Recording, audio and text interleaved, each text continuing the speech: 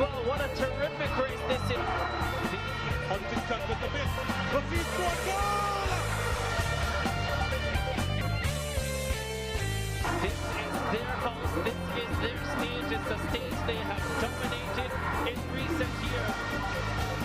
It was written in the stars! 2021 is very much here and kicking, and so are we on the Commentators Podcast. My name is Ricardo Chambers. The year has changed, but my co-commentator remains the same. His name is Donald Oliver. Wow. Donald. It's great been to a see minute. you. It's been a minute. We are back here on the Commentators Podcast. Donald, when was the last time you did commentary? I think this month would be a year ago, actually. It would have been a Premier League game, I imagine. And I think it would have been at the National Stadium East Field. But yeah, it's been a year. I feel so lost because I haven't done commentary in such a long time. But yeah. Yes, you know, there are so many individuals in the sporting industry who are suffering through this pandemic. Of course, you have the athletes who are unable to compete as much as they would want to. And then there are us, the commentators, especially from this side of the region where you don't have, I was going to say a lot, but pretty much you don't have any live sport happening for us to do any commentary on. You said it's been a year for you. It's been almost a year for me. I think the last time I did commentary would have been the Gibson McCook relays, which would have been the end of February last year. You did commentary then too, so you don't have it right. You don't even know when was the last time you did commentary. There was Gibson last year? Yes, there was. In fact, that was the last track and field meet, right? There was that we would have broadcast. Yes, there was even a digital Grand Prix track and field meet that we came also did. After that we did. So it would have been sometime early March, round about March 4th. It's almost if track and field doesn't count for me. You are a crazy person. No, in terms of when I'm talking about commentary, I usually talk about the ones that I favor, so to speak. And you know that I have a love-hate relationship with doing commentary on track and field, right? Yes. But it's basically football and cricket for me. You prefer to produce and bark instructions at me? Pretty much, for track and field, of course. Who doesn't? Yeah, pretty much. Well, tell you what, we're starting this new season of the Commentators Podcast flying out of the blocks, which is a little bit ironic actually, because today's special guest doesn't usually start quickly, but his superb top end speed over 100 and speed endurance over 200 meters have taken him to 5 individual medals at the World Championship and Olympic levels, and that's all since 2015, by the way. I could go on about his achievements, but we're going to be discussing a lot of that throughout the podcast. Let me introduce him this way, right? In 2017, he came to Kingston at the Jamaica International Invitational Meet, ran the 200 meters. Now, one of us, you can probably try and hazard a guess, is probably the one who prefers to do track and field commentary, actually did commentary on that 200 meters race, and we're going to introduce him that way on the Commentators Podcast. Set on their way for the men's 200 meters. Warren Weir got a flying start in lane 7. Andre de Grasse tries to respond in the middle of the track in 5. Ashmead runs a very good curve as well. De Grasse comes to the front. De Grasse in command. Watch Merritt come quickly at the finish. De Grasse, Merritt and Zarnia Hughes. Andre de Grasse holds them off in 20.16. The Olympic silver medalist delivers brilliantly here in Kingston. Defeats a quality field and gets his first individual victory of 2017. Did someone say rounding into fine shape? There it was, 2017 Jamaica International Invitational. That was you on Andre commentary. de Grasse. What? That was you on commentary, right? Of course, it couldn't be you. Well, there you go. It wouldn't be that impressive. Ooh. The run was impressive, though. It's a good time to say welcome to Andre de Grasse to the Commentators Podcast. Andre, how are you doing? It's an absolute pleasure to have you. Hey, I'm good. How are you guys doing? We're good over here. We're doing great. Do you remember that race, by the way, in 2017? I think that was your first time competing here in Jamaica, competing in Kingston? Yeah, it was my first time there. I had an amazing time. I always come to Kingston, but never had the opportunity to compete there. So the crowd was great. The atmosphere was nice. The fans were just incredible. So it was good to to compete there for the first time in Kingston. Are you surprised at how much love you got from the fans? Because I remember that year, and from the moment it was announced that you were going to be here, people just started going crazy, like Andre de Grasse is going to be competing in Jamaica. Yeah, I had no idea. I had no idea. I mean, I didn't know I was going to get that much love from when I got to the airport, to the hotel, to the track. So I mean, it was just an amazing time, and I hope to be back there again competing soon. You said that you've been to Kingston before, but not necessarily to run. What were those reasons for? Yeah, I've been to Kingston just for to do like my sponsor is Puma, so I've done a couple of photo shoots.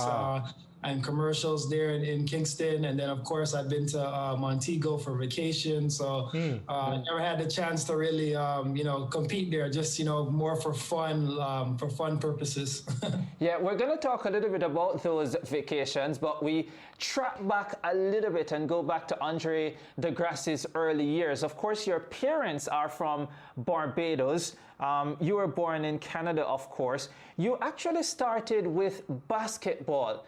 And then there was some convincing, and you moved from basketball to track and field. I gather it had something to do with the number of girls that were going to be at the track meets? Yeah, I guess that has to do a little bit with it. It was my first time really, like my friend kind of convinced me to come out there to compete. I really... Like you said, I really was into basketball and soccer. But yeah, I just went out there one day and, just trying to tested my speed. And it turned out I was, pretty fast on the track. I ran 10.9 seconds that day. And a Jamaican coach named Tony Sharp, who ran for Canada, came to me and was like, you have a lot of talent. I can get you really fast. And that's kind of how I really got into the sport. And I just kept excelling in the sport, and ended up getting a scholarship to go off to school to do track and field. Yeah, 10.91 to be exact, actually, in basketball shorts. After you took up track and field, and from what I gather, success came pretty quickly for you, certainly in Canada. Were you ever tempted to go back and play basketball and try to make it to the NBA? A little bit. I was just a little bit, but I mean, track was going so good for me at the time. I got a scholarship to go off to school. I was running really fast. I ended up making my first national junior team for Canada to go off to the Pan American Junior Championship. So I kind of just had to leave basketball in the past and just focus on track and field. And it turned out very well for me. Every year I just kept getting better, lowering my personal best. And, I ended up, doing very well and being very successful in the sport. Do you miss basketball? Yeah, a little bit. I try to play in the off season with my friends, but not much. Whenever I get a chance, I'll play a little bit. I have a basketball court, in my neighborhood, but I don't really get a chance to compete to do that much. I kind of just everything is just track now. So whenever I get a chance, I'll be able to in the off season I'll try to play a little bit. Are you still any good? I mean, could you go 1-on-1 with any NBA players? Yeah, I think I can. A couple of guys from Canada I know. They play for the national team in Canada. So I get a chance to play around with them. A little 21 once in a while. But if everyone's schedule permits. But I had a chance to play in the All-Star game, the NBA All-Star game, celebrity game back in 2018. So that was fun for me to just get a chance to be able to relive those memories. A lot of athletes would find it difficult or probably easier, you can tell me, when they have to choose between a team sport and an individual sport, like track and field and basketball. What was that transition like, knowing that, okay, if you chose track and field, your destiny would be in your own hands, right? Yeah, I mean, definitely track and field is more of a mental sport. It's an individual. I mean, you have your coach and your therapist, and you have training partners, but you're kind of really out there by yourself. You have to, execute your race. It all comes down to your performance. Where in basketball, it's a team sport. You have, other players to pick up the slack in case you're not doing well.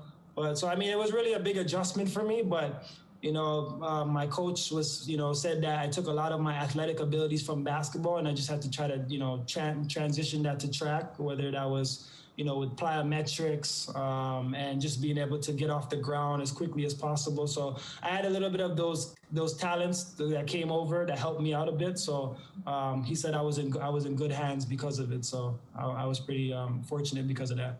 Well, I know that things have been difficult for you, but let's talk about something that has affected not just you, but the world really, and that's the year which was 2020.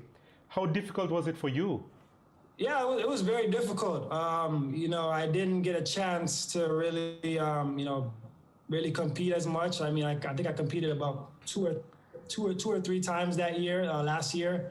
But then I didn't really get a chance to really train as much. We lost our track facility. We weren't able to, we had to, find ways to, go around, whether it was find a grass field, find a park.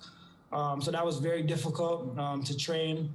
The whole year with the pandemic. So, I just had to make adjustments, try to make, any type of adjustment that we could. My coach tried to do a good job of just trying to, find us places to train. But, I had to really shut down the season early because I wasn't really in that type of shape to really compete. So, hopefully this year has been going good. We've had access back to our track, a couple of months ago. So, that's great news for us, and now I can try to just hopefully focus on the Olympics coming up. So that's the plan. You're still in Florida, right?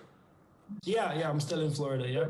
And I know that Canada has taken this pandemic really seriously. The move to come and train in Florida, do you think during this time it has worked out better for you, knowing that you now have more access to train? Oh yeah, definitely. Everything in Canada is on lockdown, right?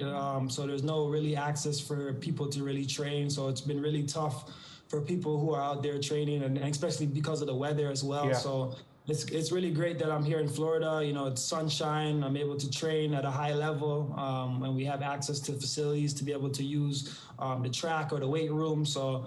It's definitely helped me out a lot, and so I'm very grateful for that.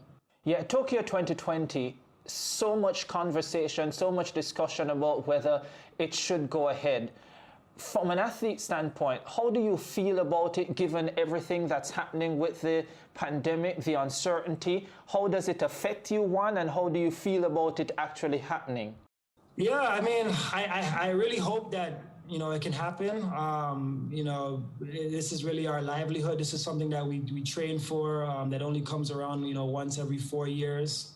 So I'm really hoping that somehow it can happen. I know that the IOC and whether my national committee, the COC, my federation, everyone is taking this very seriously and trying to find ways that we can make the games happen, whether it can be, safe, like with all the healthy and safety protocols. So, I think everyone's just trying to do their part. Everyone's just trying to, focus on what they can and basically just, try not to, everything is kind of, out of my control. I know I have to continue to do my part, whether it's on the track to continue to keep training hard, but the people behind the scenes are working very hard to, try to make these games happen. So, all I can really do is hope for the best and hope that these games can somehow happen. Of course, Andre, you're no normal athlete. After all, you're Andre de Grasse, and you are Canada's #1 and the best Canada has seen in a long time, definitely at 100, the best ever at 200.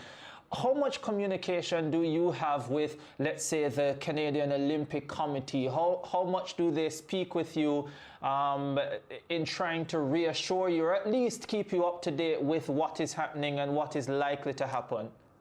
Yeah, they keep us up to date. They send out emails, once every 2 weeks, 2 or 3 weeks. They send out emails saying, this is what's going on, this is what's happening. Obviously, there's a lot of commotion in the media saying, the Olympics is, not going to happen. But we have to continue to kind of just block that out of our ears and, say to ourselves that, whatever comes from the federation, that's the truth. They'll keep us up to date of what's happening.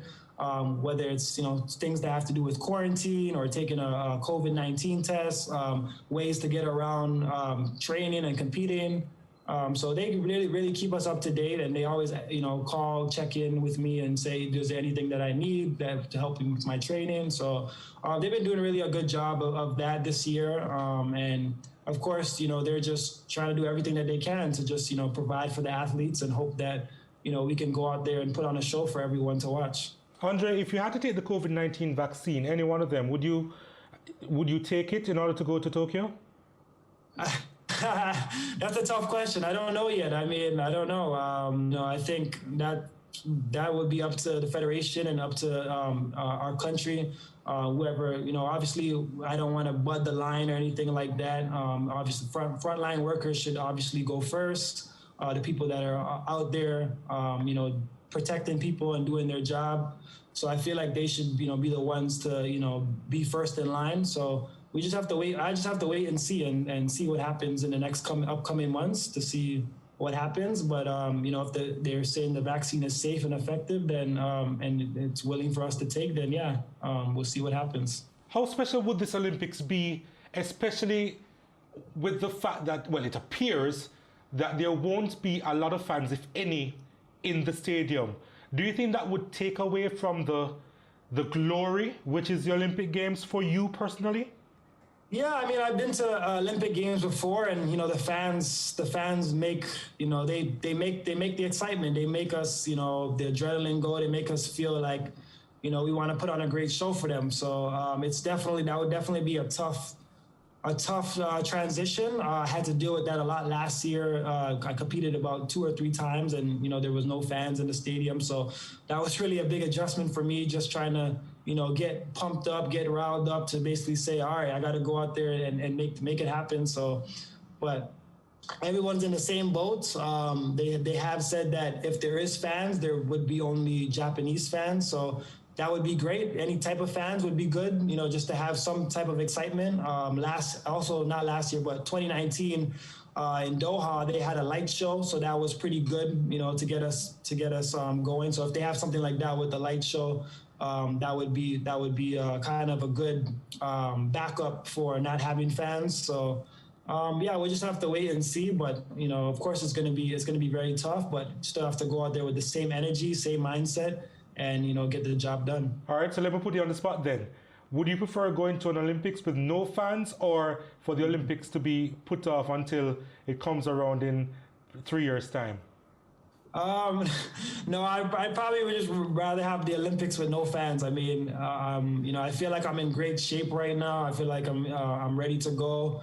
I don't want to wait again until 2024. That's another 3 years from now for me. So, I'll be about 29, 30 years old. So I feel like this is a good opportunity for me right now. I'm in a great shape, so I'd rather do it without the fans. Yeah, come on, Andre. 29, 30 is young. I mean, like, really, really young. Yeah, I mean, I'm hoping I want to go to 2 more Olympics, so definitely I want to go to Paris as well. So, but I feel like I've been training very well this year.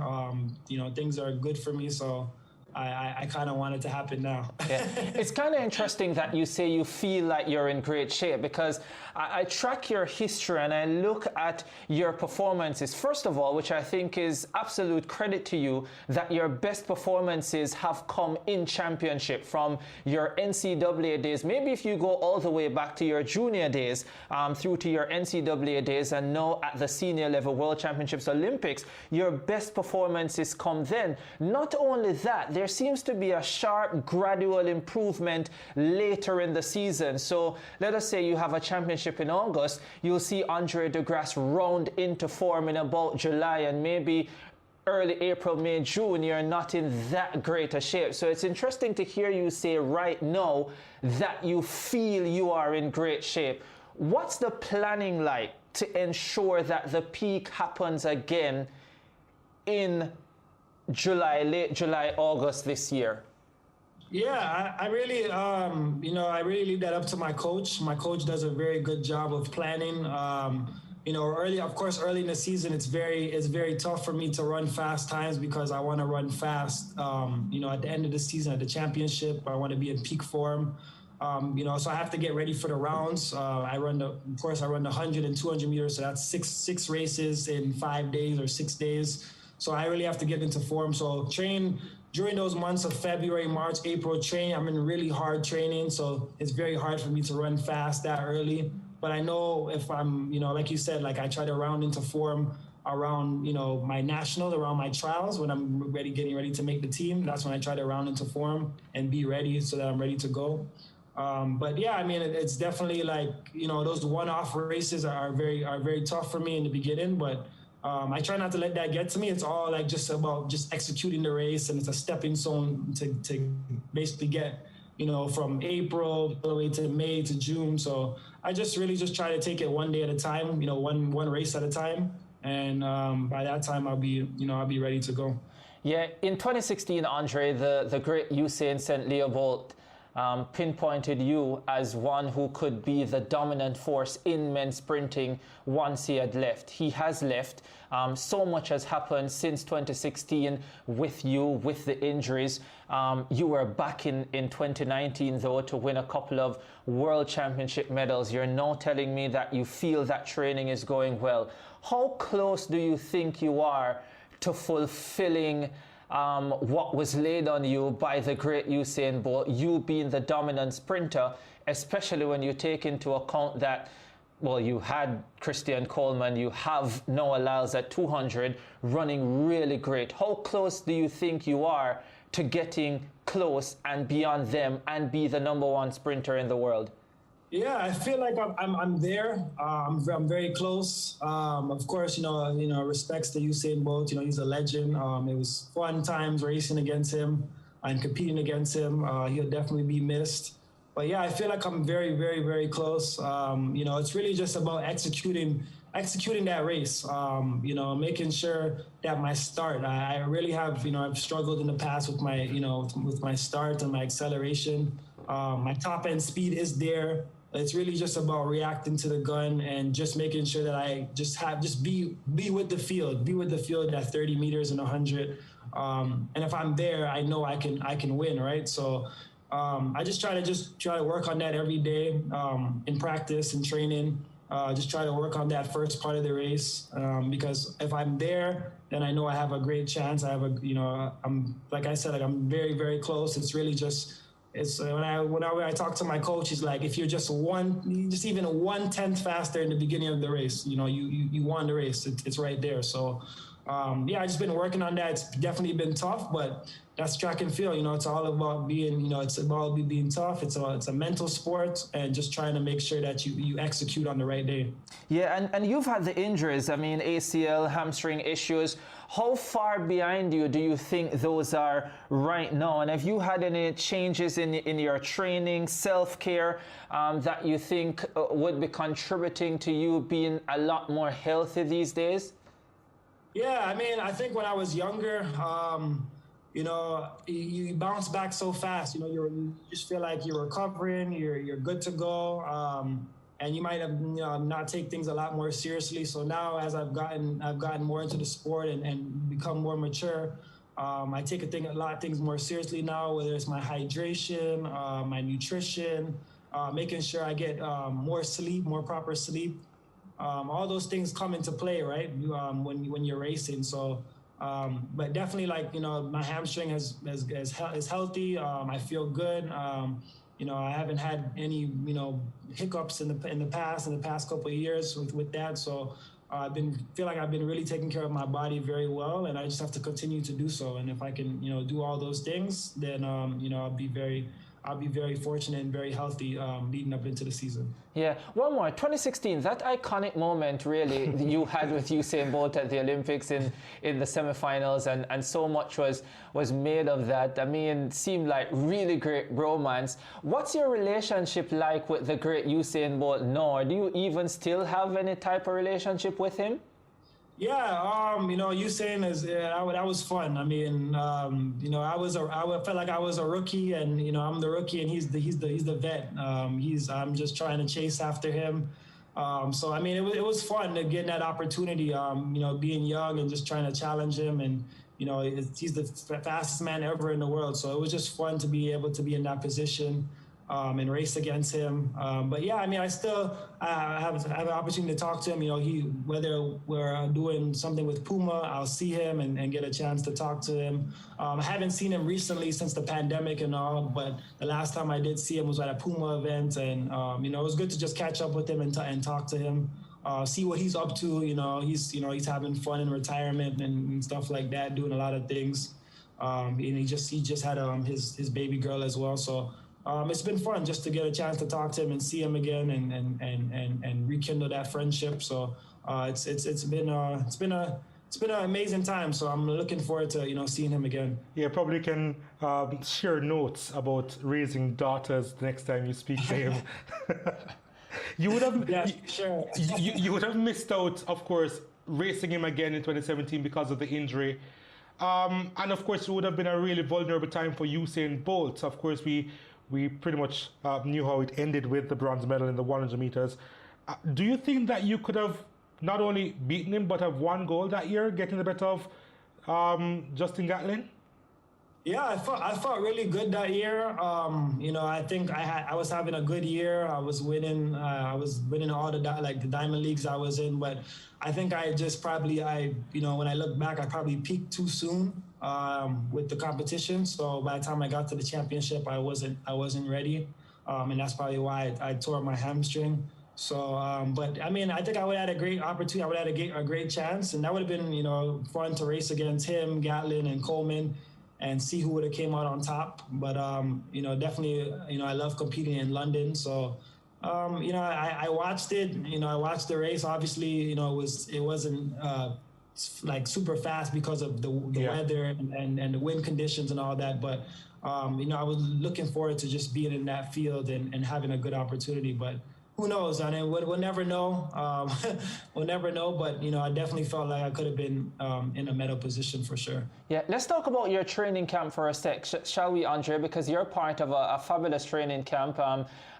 Your coach, Raina Ryder, doing a fabulous job as well. There's a youngster there, though, who is close to the hearts of many Jamaicans and many right across the Caribbean. Christopher Taylor. Many feel that this young man has the potential to be among the very best in the world. I'm sure you've seen him in training. What are your thoughts on his talent and his work ethic and everything overall? Yeah. We call him Cubby. Yeah, man, he's very talented, very, very, very talented.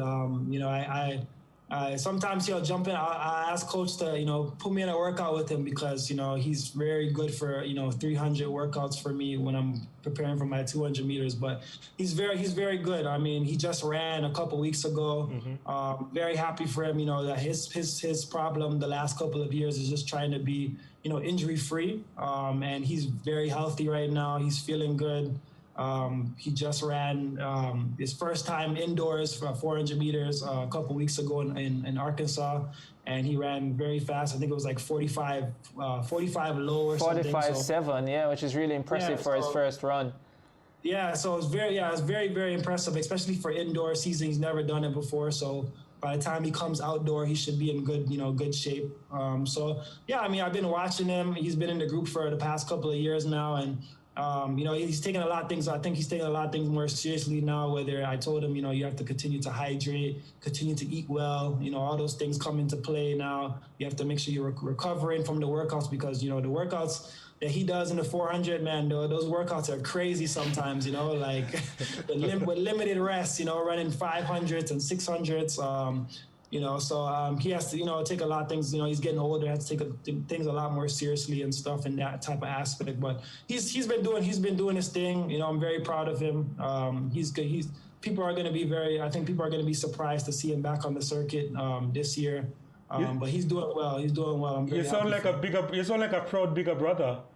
I mean, he asks me for advice, but I just try to give him advice whenever I can, let him know stuff. But he's definitely like he's very, very talented. I mean, sometimes he gets me in the workout. I'm like, man, how you get me today? You got me today. So I mean, he's doing very well. I tell like I said, I tell coach sometimes, let me run with him, for the 300s because he works very, very, very hard. Well, if he's getting you on some days, that means he's doing pretty well.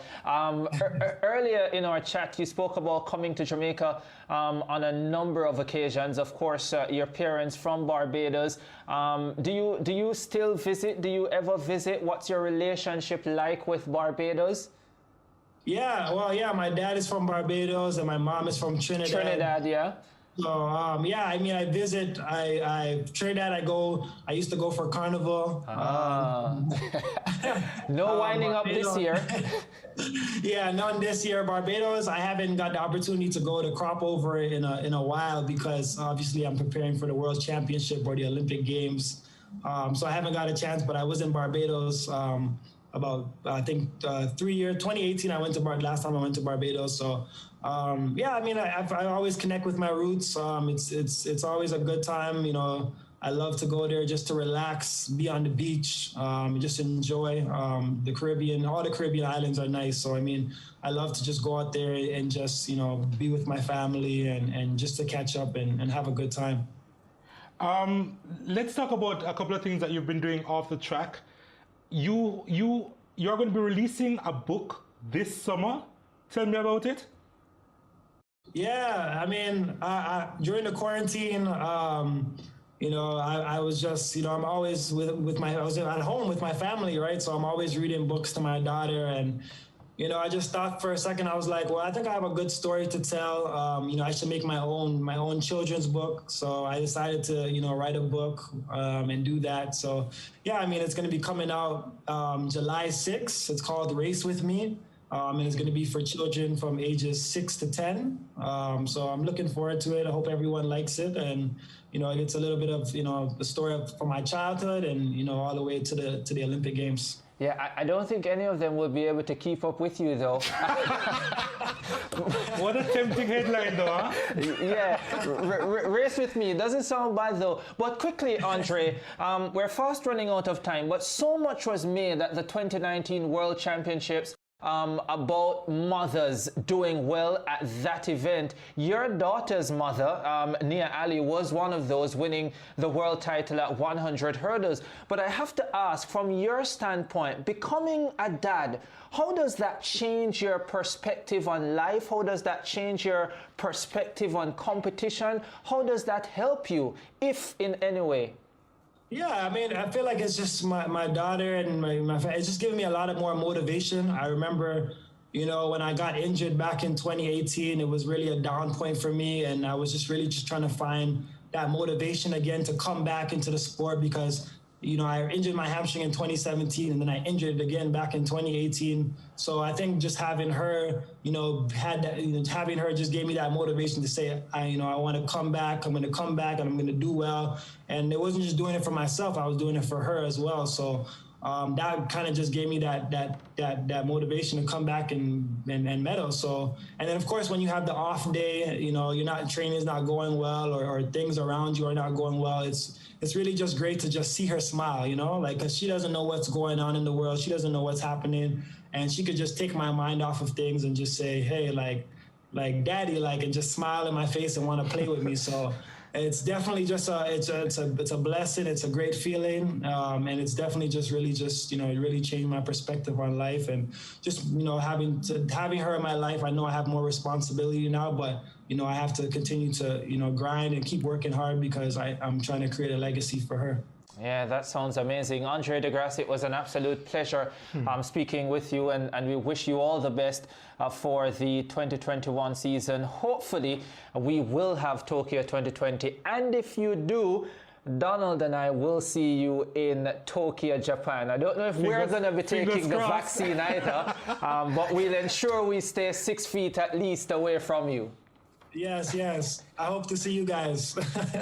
All right, brother. Thank you. Yeah, man, that was Andre de Grasse, amazing sprinter. I remember when he came on the scene first in 2015, and the reaction was this was a kid with just raw talent, and technically there was so much work to be done. And I think that's why a lot of people felt at the time that he would become the best in the world, because once he worked on those technical issues, especially relating to his start and so on, that he would naturally run faster. I tell you a quick story about Andre, though.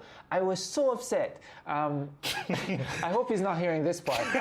But I was so upset when he won the Pan American Games 200 title in 2015 because the Jamaican, Rashid Dwyer, was in that race, and Rashid Dwyer had broken the Pan American record in the semi-finals, and Rashid Dwyer led for like 199 meters, and then there was Andre de Grasse in front of his home crowd just snatching it at the line. I mean, tremendous story for the Canadians and for Andre de Grasse, but I was there thinking, oh my God, Rashid, he just threw it away. But I think obviously why a number of Jamaicans would have liked Andre de Grasse because of what happened in Rio. Loved. Yeah, because of what happened in Rio, and because Usain would have given him a massive endorsement and blessing, and so that we would have taken to him because of that.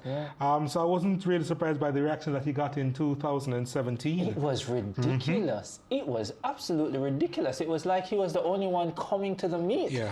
I mean, once he was announced, it was like, whoa. That's it, yeah.